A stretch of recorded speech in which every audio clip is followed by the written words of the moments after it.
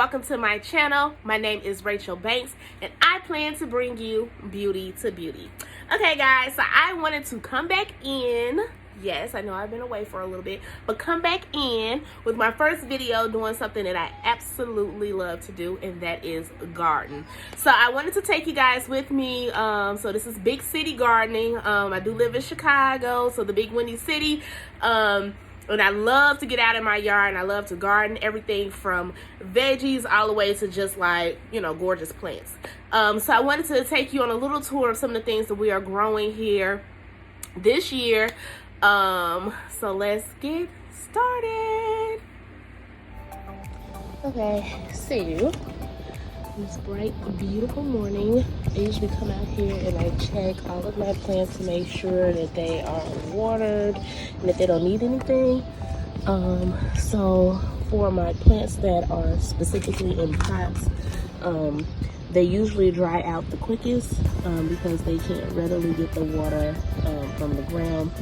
So I'm always checking to make sure they're not dried out. But before I do that, I also check the weather just to make sure that we're not expecting any rain anytime soon. We do have some rain coming in today, so I'm not too worried about these plants, but the soil is moist. So either way, these plants will be fine. So I think what we have here are zinnias. And then we have marigolds. Love marigolds, and I love the way that the colors contrast with one another. Now these are, I think, I want to say they call them cut and come again, which means that once the bloom dies, you can remove it and then a new one will come. So what I do is I usually come out here and I just pop the little heads of the blooms off, and then I toss them because they will break down and become fertilizer. So just pop off all of the dead blooms that I see, and I kind of do this. It's kind of like my morning routine, and it seems as though because the majority of them are blooming at the same time, you have a lot of them that die at the same time. Just come out and pop the little dead bloom heads off, and then I toss them over in my yard. And you can do the same with the marigolds. The only thing with the marigolds is I'm trying to save the seeds for next year, so I'm not having to buy more marigolds. I'm just letting them dry out. And I'll do an episode or a video on how I harvest the seeds and how I plan to prep them for next year. And then here's my lovely begonia. I think this is called a double flowering begonia, but I'm obsessed with it. I took a cutting from it and took it in the house because I want to have this begonia in my house as well. So I'm like obsessed with the leaves, obsessed with the flowers. So pretty. And then here's some more marigolds that I grew from seeds. Some of them are still coming out. Some of them have already bloomed. And then I have some nasturtiums in there as well.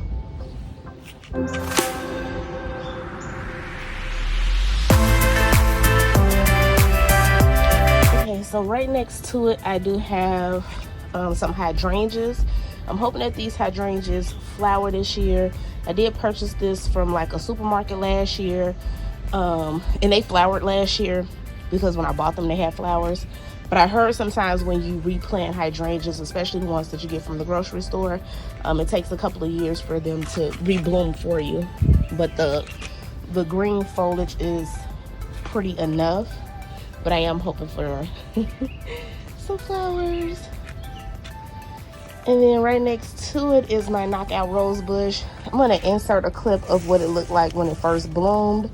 But one good thing about these knockout rose bushes is that they will continue to bloom throughout the summer.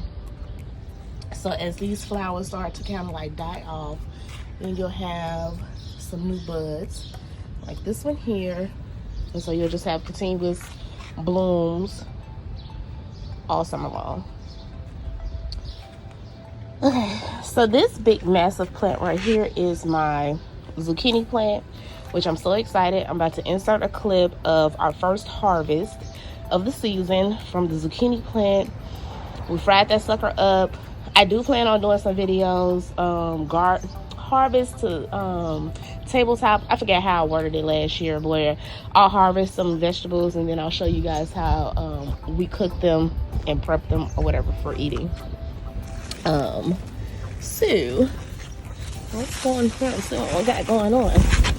Okay, so I get so excited every time I come out here because it's like a surprise all the time. Okay, so we have some little zucchinis.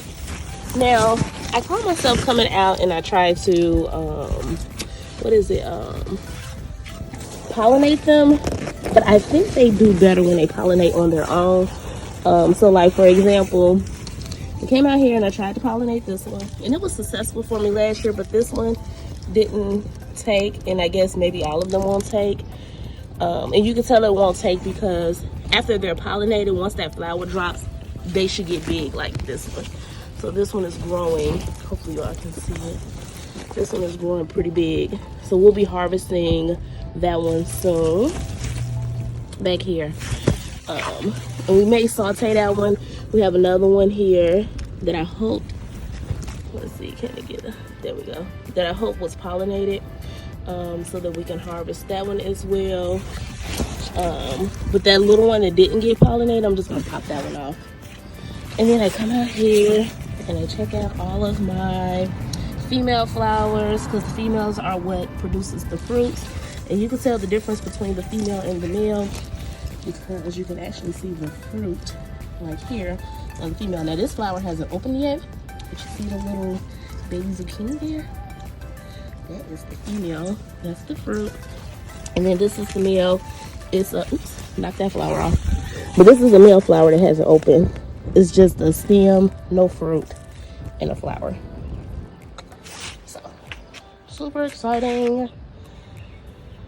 Now with any of your zucchini, squash-like plants, zucchini, cucumbers, crickneck squash, you do want to check your containers. Like I'm growing these in containers, as you can see. You want to check your containers to make sure that they're not dried out because these suckers are thirsty. And if they dry out, the leaves will wilt. And they're not forgiving, so they'll wilt and then you'll have dry spots.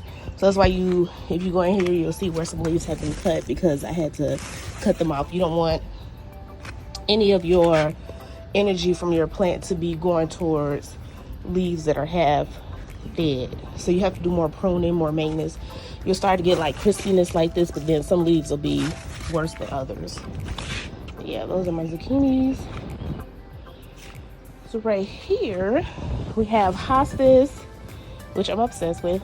Love hostas. I love the purple flowers that it's going to be producing soon.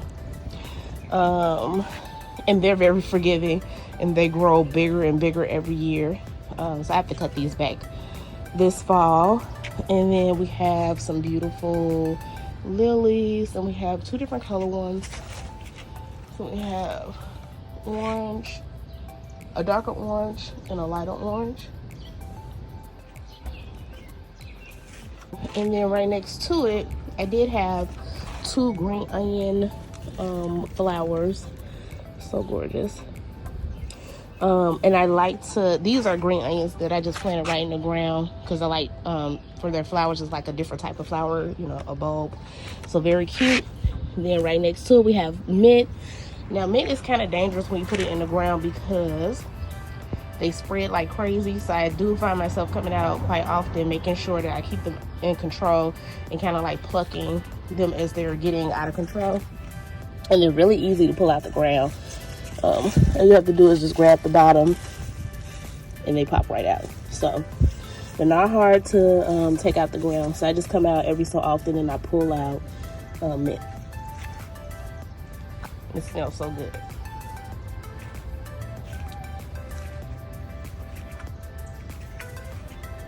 Okay, so right here we have, that was not looking this best, it was looking pretty. I think I'm gonna insert a picture of how she was looking when she first bloomed.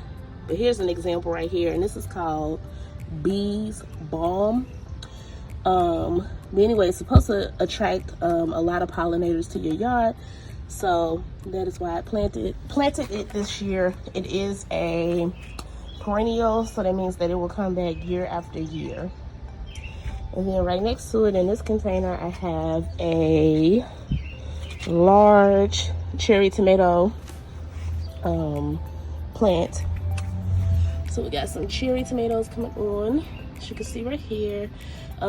It came in, it was one of those pre-contained cherry tomatoes, but then I took it out of the original container, put it in a bigger pot because I wanted to see just how big these suckers will get. And the pot that I had put it in, I put the cage, you know, the little plastic black cage that usually comes on the cherry tomatoes, back on this, and it didn't support it. I live in a windy city, so we had our first big wind and it knocked my whole cherry tomato plant over. So I had to put this stake in right here. So I just took an old wooden branch that was strong and sturdy, as you can see here, and long, and I stuck two of them actually, as you can see, I got two. I stuck them in the pot, and then I just tied the tomato to the stakes. And it's pretty sturdy, and I know it's sturdy because we just had a really severe storm recently, and it knocked my whole tomato plant over, but it didn't break my tomato plant. Like, the whole pot fell with this. So, but look at all of these tomatoes that are ready to ripen at some point. And then all of this new growth, the flowers. So super exciting.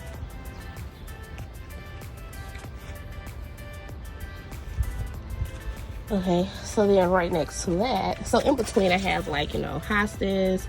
I think this is either a sunflower or a zinnia, a large zinnia, I think, but I believe it's a sunflower, I'm not really sure. But I have hostas.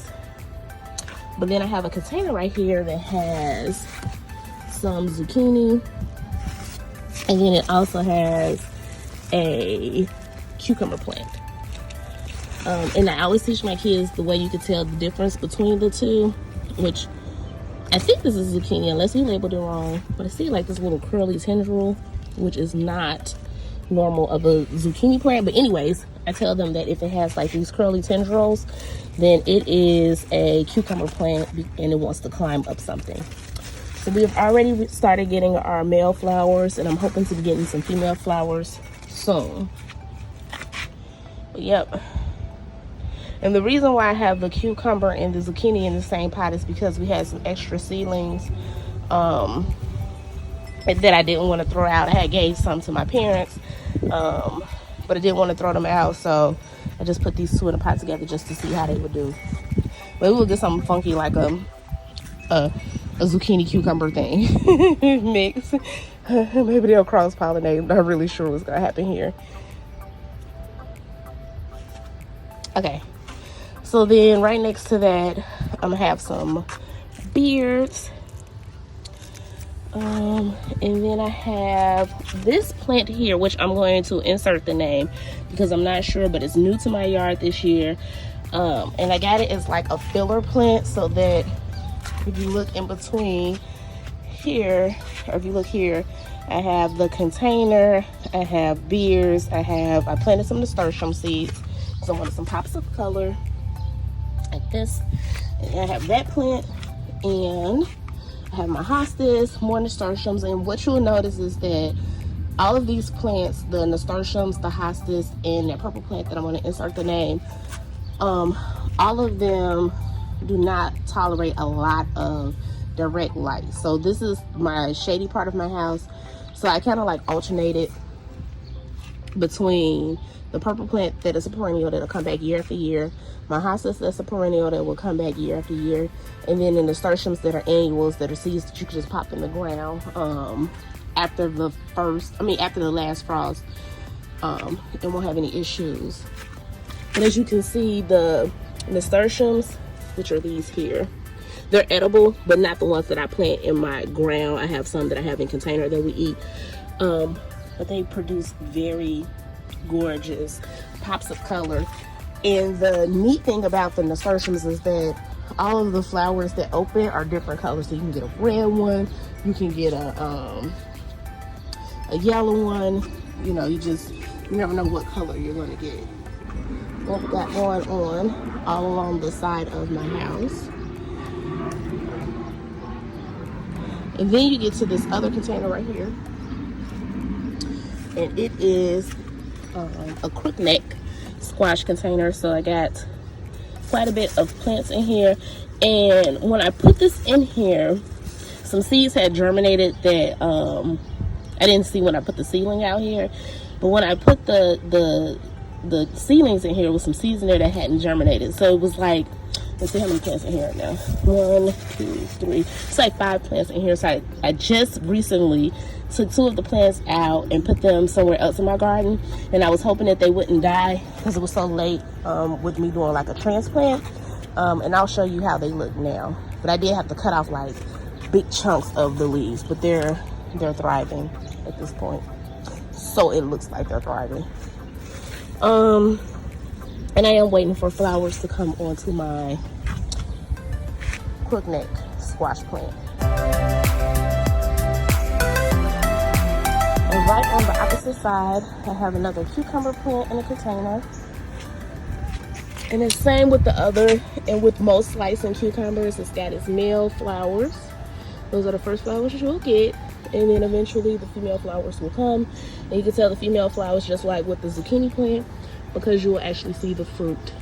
But this one is climbing up nicely up this tomato cage. And I put this in here because they grow these little tendrils and they like to just climb up the cage. So cute. Okay. So right next to it, I have this little bitty pot. So cute. I got it from Dollar General. And I have in it some hardy, heat resistant vegetation. So I got some lettuce that's supposed to be heat resistant. I have some kale that is supposed to be heat resistant. And then I also have some Swiss chard that's supposed to be heat resistant. Now I need to come out here whenever it rains. You get like you know, bug bites or whatever. They'll climb on into your pot. So I got to come out here and do a little maintenance. And then when you see leaves like this is called a leaf miner. So it's a little bug in there making this. So you just take that leaf off. You kind of smash it to kill the bug. And then you just remove the leaf. And the rest of your plant will be fine. Okay, and next to it I have this little flower pot where I put some marigold seeds. So the marigolds have started to blossom. And then I also put some nasturtiums. Now, this pot and this pot stand are recycled, not the prettiest. And my hopes was that at some point, let me pull this weed out. So when I come out in the morning, sometimes I come out and I grab weeds, toss it out. But my hope was that the nasturtiums will kind of like start to drip over and like, you know, cascade down the sides and have like just beautiful flowers dripping over the pot. So we'll see how it does over the course of this summer. And then right here in this pot, we have just like a mixture of stuff. So the kids and I just threw some random seeds in here. So as you can see, we have parsley, we have a lot of weeds, we have some lettuce, just all sorts of stuff growing in here. Spinach. So we just got some of everything growing in this pot here. Okay guys, so we have a kiddie pool. So this is my daughter's kiddie pool from last year. And I decided to recycle it instead of throwing it out. Because it had like a few holes at the bottom from weather damage. So we put more holes in the bottom of the pot of the kiddie pool. And I filled it with dirt. And then I added, kind of wanted to make like a salad bar in my kiddie pool. So let's jump right on in. I'll show you what we got here. Some of this stuff has started to bolt. So let me just show you what we got. So we got some spinach. We have some hardy lettuce that's supposed to withstand heat. We have some romaine lettuce that we've been eating on and making delicious salads with. We do have a lot of marigolds that we planted from seed that we're waiting to flower. Then we have some beautiful, beautiful curly leaf purple kale that we've already been munching on, as you can see. We have some more kale that's coming up. We have beets. We have jalapenos. We have banana peppers. We have, no, this I think is a chili pepper. I'm not really sure. And then I think these are my banana peppers. So you can see it. So we just have tons of peppers, lettuce, and then over here is the one crookneck squash plant that I transplanted.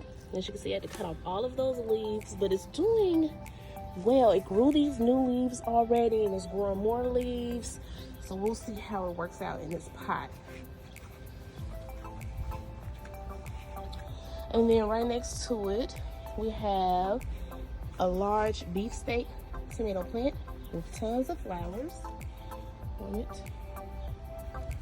As you can see, we already have some tomatoes developing, and these are supposed to get pretty big, so I'm super excited about that. And then in the same, so this is all in like the grow bag kind of pots, but right next to it, in the same pot, I have some parsley that I just couldn't keep up with, so it started to bolt, but I love the flowers. So pretty. And I also planted some nasturtiums to add some pop of color. And then I can also harvest the leaves and the flowers, and they are edible, and add kind of like, it's like arugula. It has like a nice spicy taste to it, so it adds a different color, texture, and flavor to your salad. Then right next to this, I have some thyme and more nasturtiums. This is a Cherokee purple tomato plant here with tons of flowers. So excited about this. Do you have any tomatoes yet? I got one tomato that's developing. You can see the flowers have dried up. And I do come out, although I live in a windy city, so I shouldn't have to worry, but sometimes I just come out and I shake my tomato plants a little bit just to help pollinate them. And then I also look for suckers, which I'll show you what those guys are, but it's just like extra leaves, so that majority of the energy for the plant is given to the actual leaves that are going to be doing photosynthesis, so the plant can okay. So right next to this, I have like it's called the bunny original, so it's just a bunny plant, bunny tomato plant, and as you can see, it has tomatoes on it already as well. It's kind of got a lot of tomatoes, a lot of flowers, new tomatoes that have come. So hopefully we'll have a lot of harvesting of tomatoes. Super excited about that. And then in this pot, so in all of the little containers, I put nasturtium flowers because I thought it would be yummy to have to my salad, but then I'll also add like a nice pop of color, and in addition to that, act as a pollinator attractor. So I have some nasturtiums in here. I also have some basil. But I'm so excited about this tomato plant. Next to it, I have more nasturtiums.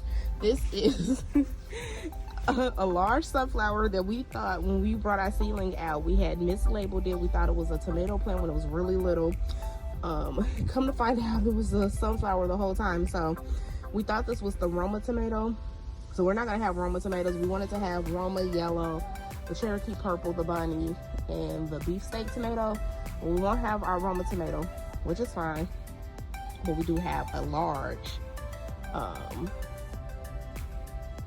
sunflower. So, but behind it, I have some string beans, no, sugar snap peas. These are sugar snap peas.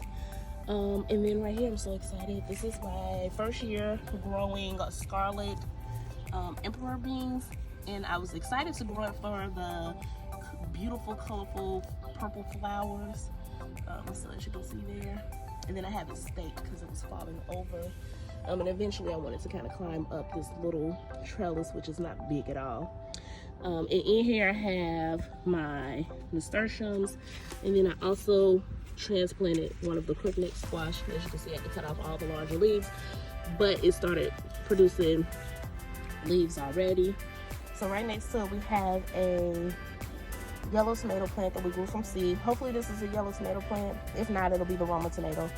Right next to it, we have some basil, some parsley. I mean, not parsley, marigolds. And we do have parsley in here, this winter flower. And then right behind it, we have string beans. And we have more sugar snap peas. So, super exciting. And the string beans are producing a beautiful pinkish flower as well. And then right next to that, we have kale, because we are a big family of 5, but to make sure we had enough vegetation to feed everybody. And then we have a bell pepper plant. So here is a green bell pepper. And then behind it, we have a red bell pepper plant. And then we have what I believe is black-eyed Susies or Susans. And then we have green onions. And more bees balm. And weeds. So, we have a lot of other flowers and plants that we're growing. But this video is already getting kind of lengthy, and I think I want to do a separate video, kind of just doing another relaxing walk through the garden. I'll kind of point out some of the flowers that we're growing. But this is a very, very exciting time of year where you're starting to see growth and, you know, the fruits of your labor.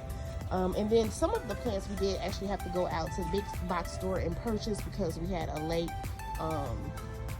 frost. And I had already planted some of my seedlings that didn't survive. So we'll go into, in another video, which of these plants came from big box store and which of them I planted from seed. Okay guys, so hopefully you all really enjoyed this little garden tour. There will definitely be more garden tours come up as we harvest things. I'll take you along the way, as well as look forward to an upcoming FabFitFun box, because I got my summer box that came in. I got a Globin, I think that's what it's called, subscription box that came in. And then I also have some house plants that I want to show you all, in addition to some cooking videos, some plan with me videos, because I'm all about that daily planning life. So yeah, I am back, well rested, in good spirits, just feeling overall good for the rest of 2020. Hopefully everyone out there is both mentally and physically feeling well. Leave down in the comments some of the things that you may have gotten into during this quarantine. For me, I know personally it's been houseplants. I did start off already with houseplants before this whole quarantine kind of happened. But I have a whole lot more than what I started with. That's why I have a beautiful backdrop as my some of my house babies, my green babies that are in my house. So yeah, stay tuned for that. Make sure you subscribe to my channel if you haven't already subscribed. And then to all my existing subscribers, I really appreciate your support. Thank you so very much, and I will talk to you all soon.